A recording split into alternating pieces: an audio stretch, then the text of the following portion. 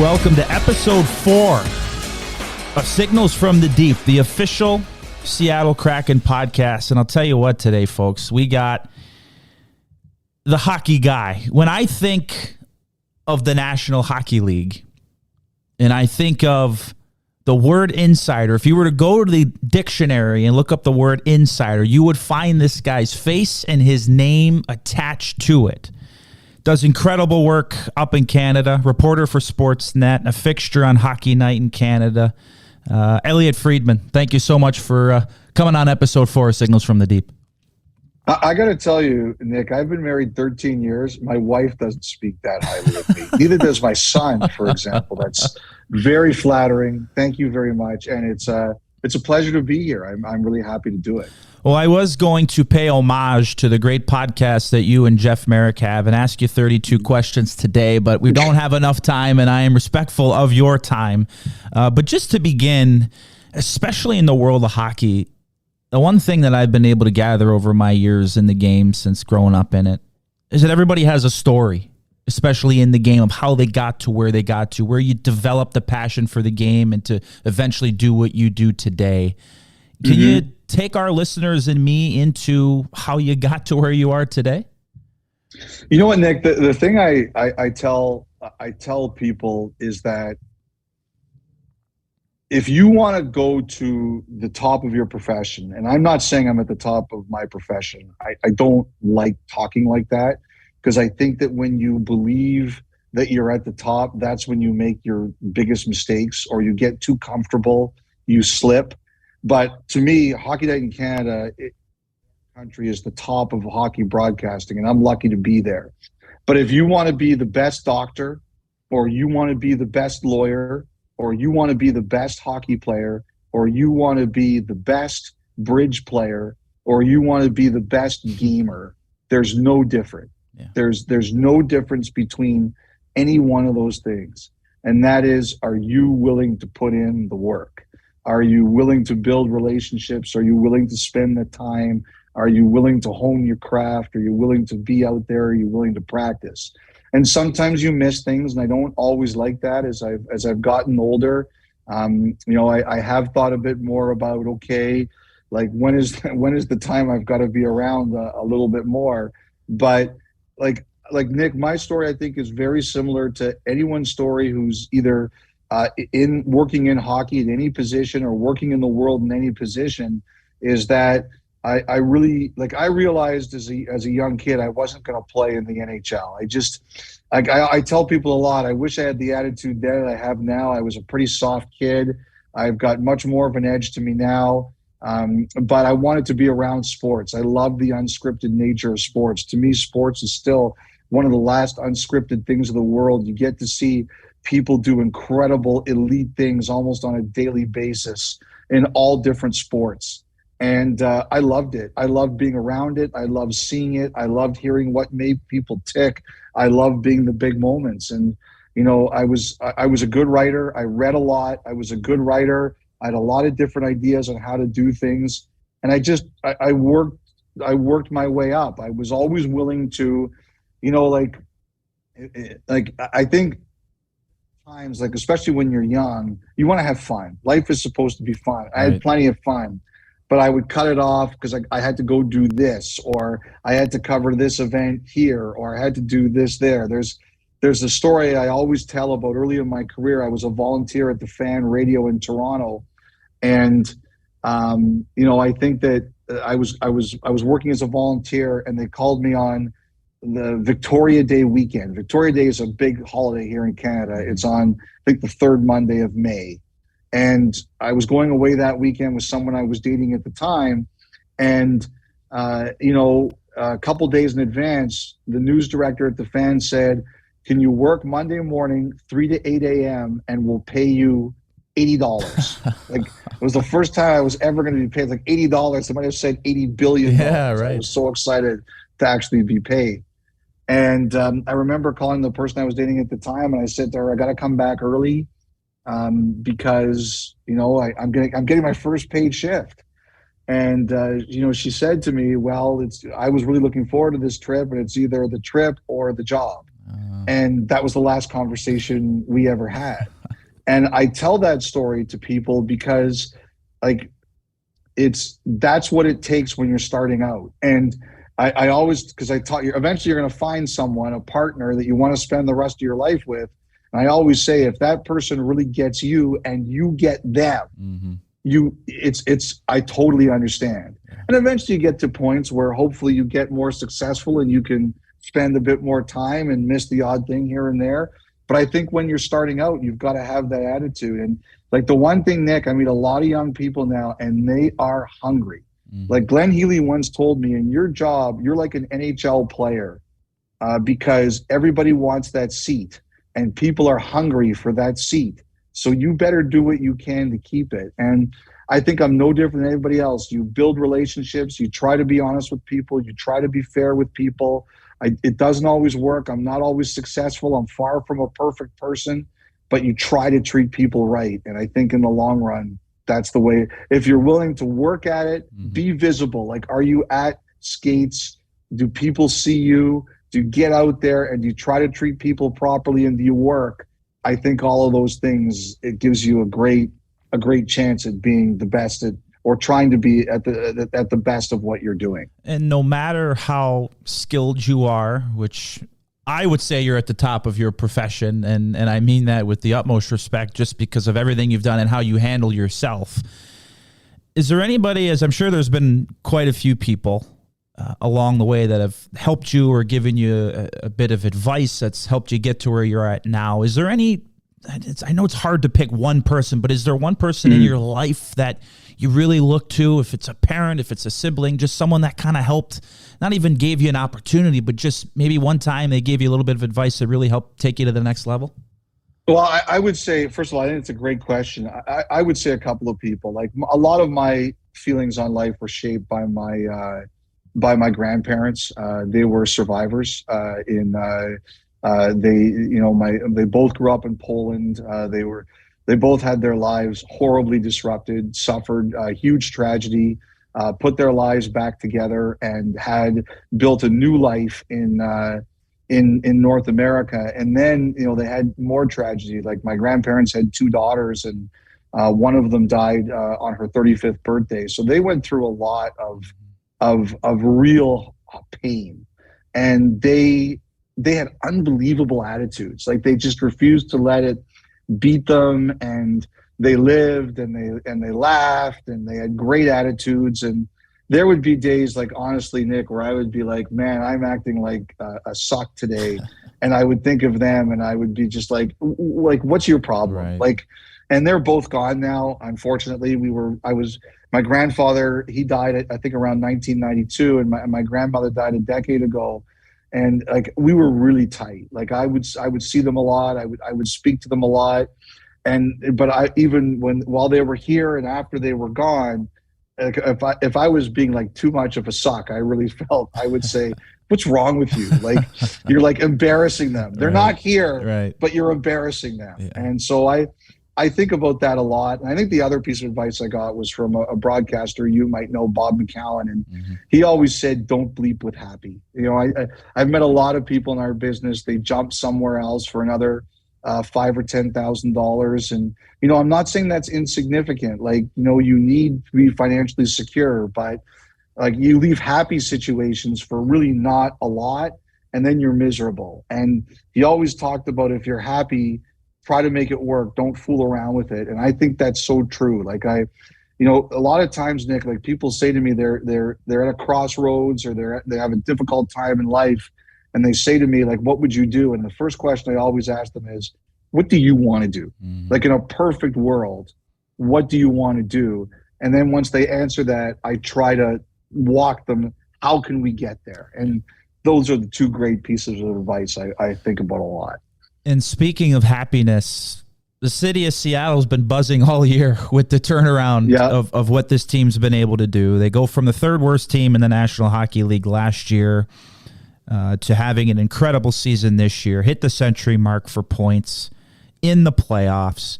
On a recent podcast, the 32 Thoughts podcast that you and Jeff Merrick did, you talked about earlier in the season, in the preseason, you had been talking to some people that had said after playing the Kraken in the preseason, that they were going to have a better year, that this was going to be a good team. Can you maybe take us into what exactly maybe was said, and to take it a step further, has the national opinion of this team gone to another level now that they have the results to speak for some of those things that might have been said before the season even started?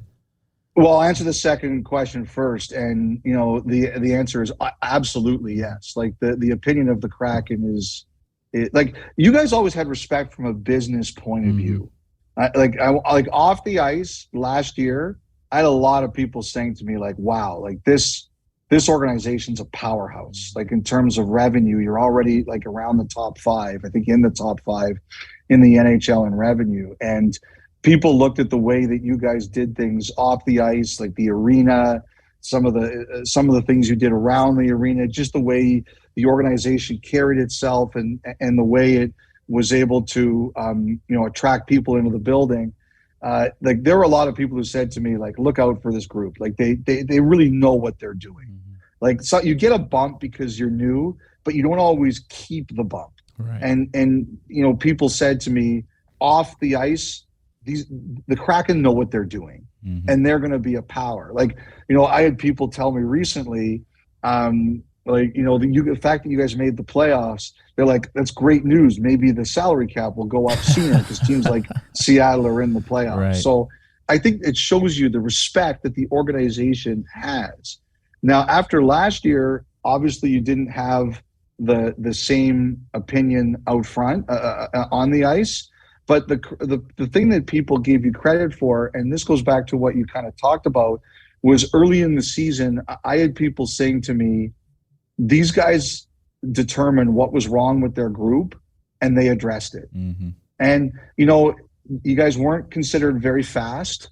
You were more like, okay, here's our system. We go X to Y to Z, and you guys kind of did that.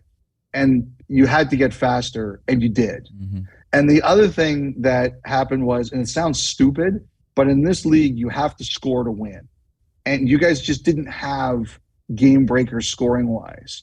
And what you did is you went out and Jeff Merrick's man crush, Daniel Sprong, Toivonen on waivers this year, the Bjorkstrand trade, which you guys made. Like, you just had a group of, like, people saw you guys in the preseason and said, they're faster and they're more talented. Like, this is going to be a problem. I remember, I have the text, like someone said to me, this is going to be a problem. Right. And I think you gained the respect on ice that you had off ice because you saw your weaknesses and you addressed them. And look, like, you hit a Grand Slam home run with McCann. You hit a Grand Slam home run with Vince Dunn. And you hit some other big homers with some of the other guys you hit. And look, like, you're reaping the benefits. You made smart moves, and it's paying off.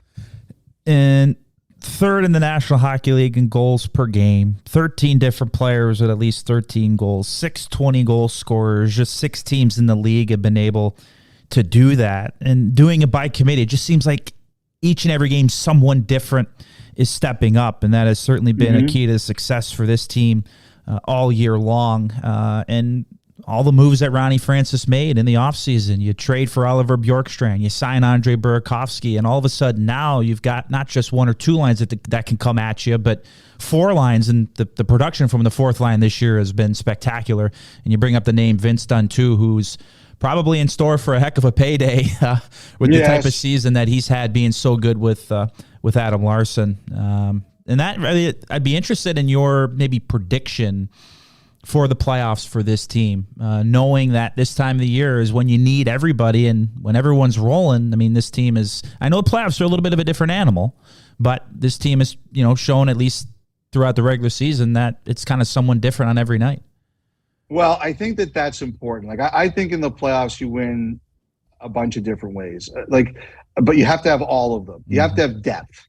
You have to have a lot of players who are dangerous or who can beat you. And you guys have that.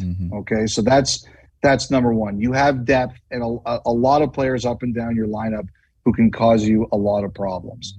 You have to have people who can score, and you guys have that now. There's There's no question about that. That's why you're here. You have to be mean. And I think that you guys have shown that there's a meanness there. You have to have competitive people. The hockey, the playoffs is not about fighting, but it is about the puck's in the corner. There's a Kraken player and, say, a Dallas Star player.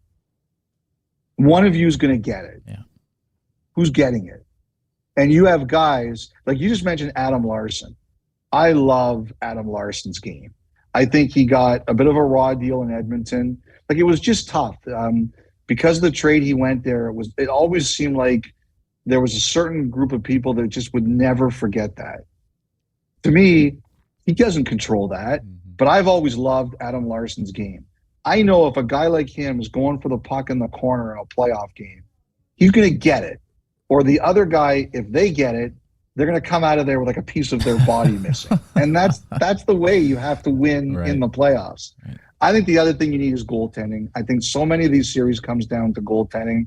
Like you've had a couple of different people you've used in there. I'm curious to see how you guys are going to decide to approach the playoffs. I think that's what we're all wondering. Usually every team picks one guy and you go. There's a bunch of teams this year that might do two. I think you could be one of them. It's going to be interesting to see. That to me is my biggest question is, do you get a goaltender who says, this net's mine, they grab a stranglehold, and the Kraken, I don't know what's the right word, erupts underneath that goalie?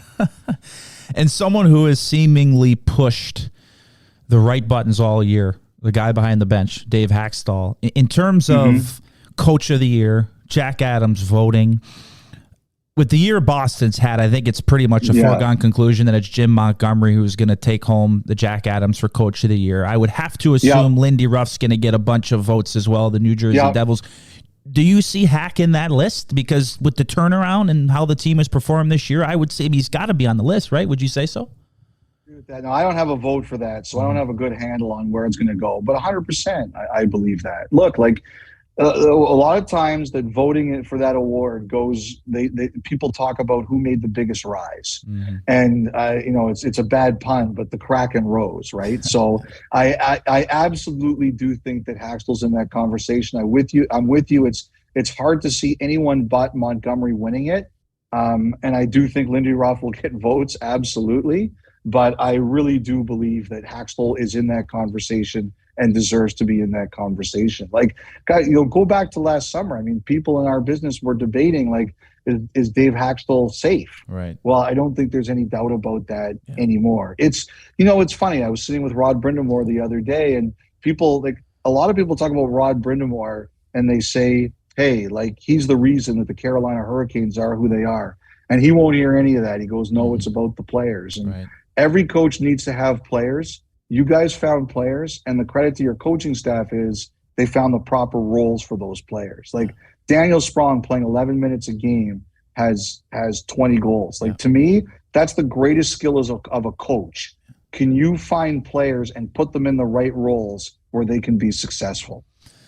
A huge announcement this year for the Seattle Kraken, getting the Winter Classic next year. The marquee event of the National Hockey League's regular season. What do you think the impact that can have on the city, on the fan base, and hockey in general in the Pacific Northwest? Well, first of all, I think the fans and the organization should be proud because you don't get that. Like, they don't just give that event out to people, right?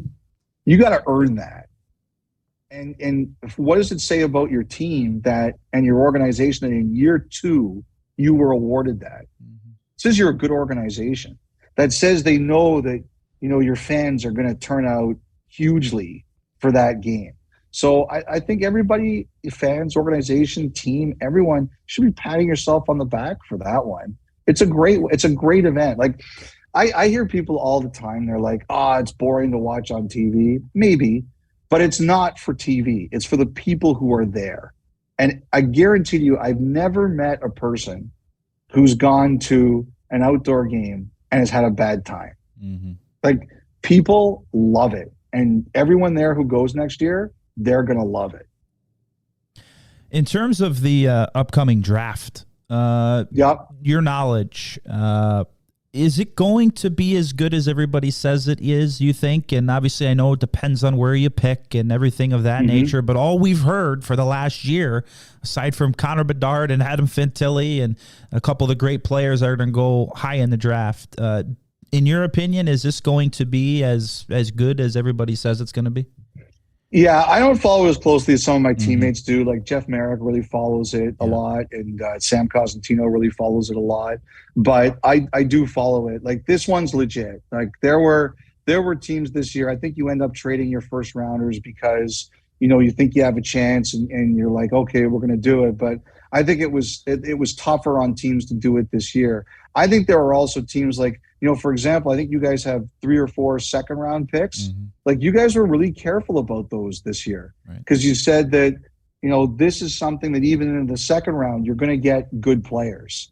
So I do think it's legit. I don't follow it as closely as other people do, but the people I believe out there, they tell me there's going to be some really good players that come out of this draft. Yeah, and speaking of the expansion format of what the Kraken went through, a lot of people doubted what Ronnie Francis did. Should have taken this player. Should have taken a different player. Obviously, it's easy to look back now and say, yeah, it's worked out pretty good having chosen certain players as opposed to others.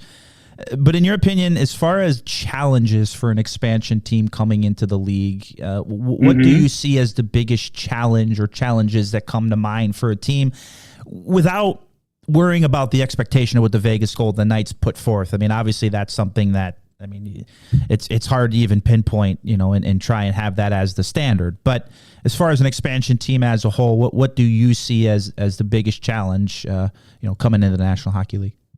Well, honestly, Nick, I think you just named it. Like it's tough to take that Vegas thing out because it warped everybody's sense of what an expansion team can do. I thought it was crazy that people expected anyone like the Kraken to make the final last year. I think that's probably a once in a lifetime thing, but it doesn't mean that people weren't asking the question or people weren't thinking about it. Of course they were. So I think that was the toughest thing. I think always the biggest challenges, Nick, is what's the patience of your fan base? It used to be, hey, you're an expansion team. If you don't win for 5 years, that's okay. I don't think the world works like that anymore. Right. Like people don't have patience for 10 minutes for anything, never mind 5 years. Right. So the biggest challenge is, how do you keep your fans engaged? If you decide to build slowly, and if you look at Ron Francis, his history is to be very patient. Like it is, to me, it is unfathomable how patient Ron Francis is. I am so unlike that as a person. I don't understand how he's like it. Yeah. So, but you always have to look at your fan base. How do they feel? And, after last year, I think there were some people who were like, we want to see a lot better right away. And you guys have delivered. So I think that's always your biggest challenge is how patient will your fans be? I mean, I'm looking at the expansion draft right now and, I'm looking at this and, Alexiak was really good for you guys. Larson was really good for you guys. It's really unfortunate about Drieger. Yeah. Really unfortunate. Like I'm looking at Soucy. I'm looking at Eberle. Decourt I saw back to the night. Tanev. Dunn, Gord, McCann, like you guys found players. If you come out of there and you've got 7 or 8 players that are the core of your team, and like I said, like McCabe and Dunn in particular look like they're Grand Slam home runs, you're ahead of the game, right? And you buy time, and you did it with that. And I think first and foremost, Ronnie Francis and his staff made it clear, aside from just going after good players, going after really good people and being around these guys each and every day, whether they're in the community, whether it's how they handle interactions with the fans. Like these are just good guys that, more importantly, they just get it. They know what it's like to be a National Hockey League player, and they've kind of embraced it. And even coming into this year, Elliotte, like looking back last year, these guys weren't able to be out in the community because of the pandemic year, and they weren't able to go out and explore and everything along those lines, which are super important. Now, all of a sudden, they can get out in the community, they can do all these sorts of things and kind of enhance that relationship with the fans, which I think has just been incredible for them, and to be able to get out in the community and do those important things, because that goes a long way, not just getting more fans in the building, but to continue to grow the game of hockey, which has great roots here in the Pacific Northwest. Well, I think it's like what we talked about before. It's like building relationships. Like if you're friendly with someone for, 5 minutes, they take a picture with you, you just have a friendly conversation, that person is a fan of yours for life. Mm-hmm. And, it doesn't matter whether you're a player, whether you're executive, a coach, or Nick, you're a representative of the team. I'm a representative of Sportsnet and Hockey Night in Canada. Just, be nice to someone for a couple minutes, and they're a fan for life. And, someone once said to me, you asked about advice. I remember someone once said to me, kindness is easy, being a dink is hard. And so I kind of remember that a lot. So right. I think it's easy to be kind. Yeah. If you Right. And just a few more for you. Are you surprised in any way of the parity in the National Hockey League, where you have teams like the New Jersey Devils and the Seattle Kraken that can go from roughly years last year to incredible 100-point seasons this year? The one thing, no, I'm not surprised. I think that one thing you learn is that every year there's going to be a team or two that makes the playoffs you're not expecting. Like they have a big improvement, and every year or two there's going to be a team that you're like, what on earth happened to them? Like, how did they end up there? It always happens. It really does. I'm really I've really learned that over the years. Sometimes I think the one thing I do think is that I wish there were more. I don't know if dynasties is the right word, but you need villains, like a team that becomes a villain. And sometimes I really think that we could use a bit more of that. I wish there was an exception in the cap where a team could take like one sort of franchise player. I know why there isn't, but I kind of wish it was there, because if it made for more villains, I think it would be a little bit more entertaining. I think when there's a team everyone hates. Right. And how about your thoughts on the playoff format currently as it is? Do you sense... I am pro play-in. Okay, all right. Do you sense that either among your colleagues on the more national or global scale, is there an appetite for change? Do people, is there maybe a thought to want to go back through the 1 through 8 or more? 1 through 8, yeah. There's definitely people who want that. There's Sidney Crosby says it. You have to listen to what he says, right? So there's definitely people who want to go 1 to 8. That one bothers me less than I want the play-in. I don't want it to be a one game. Like, my format, just so you know, is it's 2 games. The higher seeded team hosts both games back-to-back nights. If the first game is 60 minutes, just 60. If it's a tie, the winner of game 2 wins the series and moves on. If one team wins game 1, the other team has to win game 2. And if it's tied 1-1 after 2 games, you flood the ice, you go to sudden death overtime. Yeah. That's my way. Like the NBA play, and I don't know if you've watched any of the games this week. It's been dynamite. Right. I don't want one game, though. I don't like that. Yeah. I love it, though. I just love the whole idea of the play-in. The problem, Nick, is last year in the East, Columbus and the Islanders missed the playoffs by 20 points. And Bettman said to me at the Stanley Cup final, he's like, "You're like." Would have loved how good would the play-in look this year? Right. So I was like, oh, geez, we're never getting it now.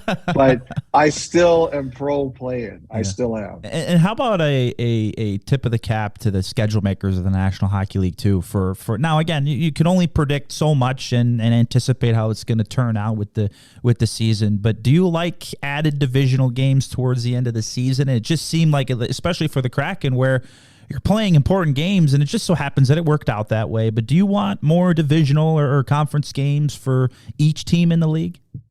I do. I know they might have to go to 84 games to do it. I don't know if I like that. Like, I think it's important that every team sees every city once a year. I remember it used to be that every 3 years you wouldn't see Sidney Crosby or Ovechkin. Like, I think that's wrong. I don't think we're gaining anything by doing that. I think everybody should see Connor McDavid or Austin Matthews or whoever once a year. I don't like it any other way. But I do like a more division heavy schedule. I'm a huge fan of that. Like, like Nick, like I at this time of year, like these teams, they're starting to get ornery. Like you can see it, that the hate is picking up. Right. It's so good. I love it. I want more hate. Just like between me and BXA, I want more hate.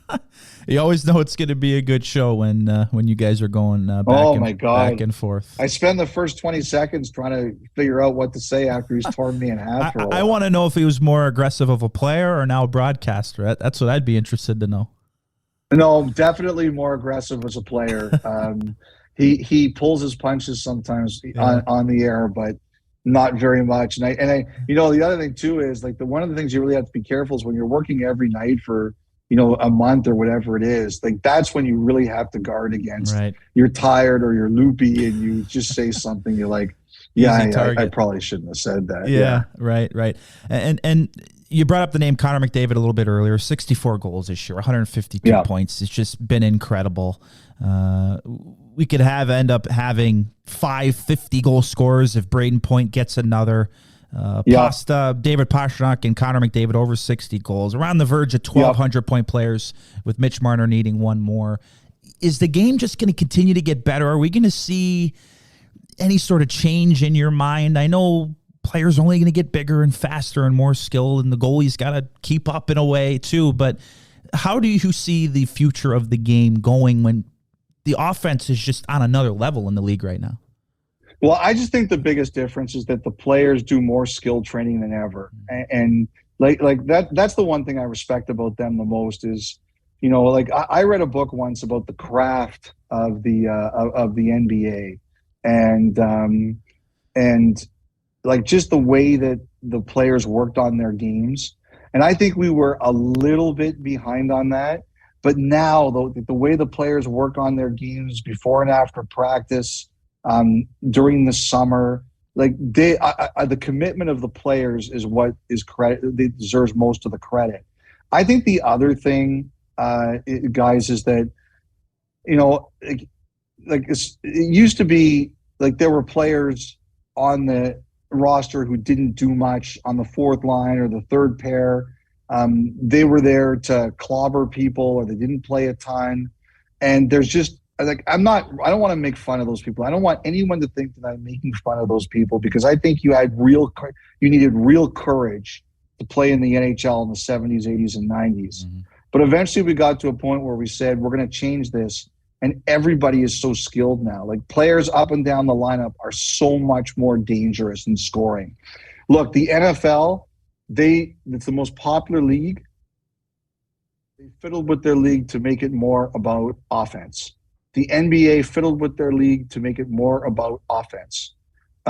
Baseball this year is the poster boy for fiddling with their league to make it more entertaining. Hockey has done that too. I think in the last 20 years, like I don't mind the odd fight. Doesn't bother me as long as it's not staged. But there's no question the emphasis on fighting is way down. It's much more on skill than it's ever been. And that's why I think it's only going to continue to go this way. And the last one for you, and I think the most important question for our listeners that are so hungry and buzzing and foaming at the mouth to experience playoff hockey.